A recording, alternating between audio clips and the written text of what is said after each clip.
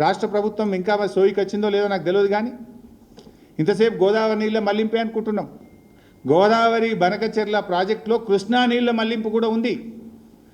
ఆంధ్రప్రదేశ్ ప్రభుత్వము కేంద్రానికి ఇచ్చినటువంటి ప్రిలిమినరీ ఫీజిబిలిటీ రిపోర్ట్లో వాళ్ళు చాలా స్పష్టంగా చెప్పారు, గోదావరి నీళ్ళు ఎత్తుకపోతాం, కృష్ణలో ఎప్పుడైనా నీళ్ళు వస్తే కృష్ణా నీళ్ళు కూడా మళ్ళీ ఇస్తాం. రెండు రాసిందల్లా.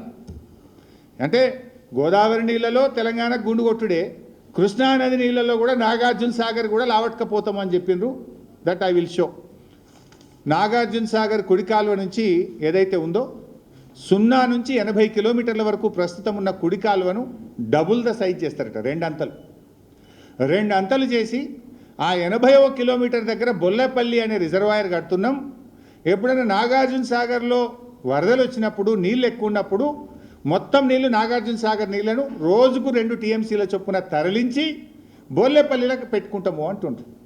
అంటే నాగార్జున సాగర్ కూడా ఖాళీ చేస్తారన్నట్టు. వరద పేరు మీద నాగార్జున సాగర్ను కూడా ఖాళీ చేస్తారు. ఇప్పటికే నాగార్జున సాగర్ ప్రాజెక్టు వీళ్ళ తెలివి తక్కువతనం వల్ల, తెలంగాణ ప్రభుత్వం యొక్క, రేవంత్ రెడ్డి ప్రభుత్వం యొక్క చేతగానితనం వల్ల అది సిఆర్పిఎఫ్ చేతిలోకి వెళ్ళిపోయింది, తెలంగాణ చేతికి వెళ్ళి బయటకు పోయింది.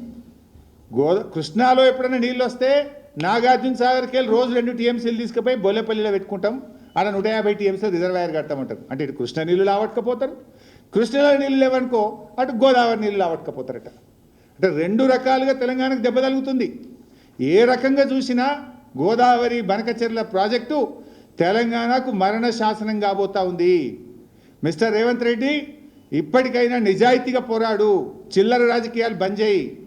ఈ చిచోర రాజకీయాలు కాదు, రాష్ట్ర ప్రయోజనాలు ముఖ్యం. ముఖ్యమంత్రి పదవి ఉంటుంది పోతుంది, కానీ ద్రోహం చేయక. ఇప్పటికే నువ్వు తెలంగాణ ద్రోహివి అని నీకు ముద్రపడ్డది.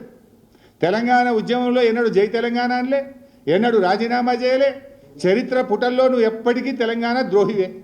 మరి ముఖ్యమంత్రిగా కూడా తెలంగాణ నీళ్లు ఆంధ్రాకు దారాదత్తం చేసి మరోసారి ద్రోహిగా చరిత్రలో మిగిలిపోకు.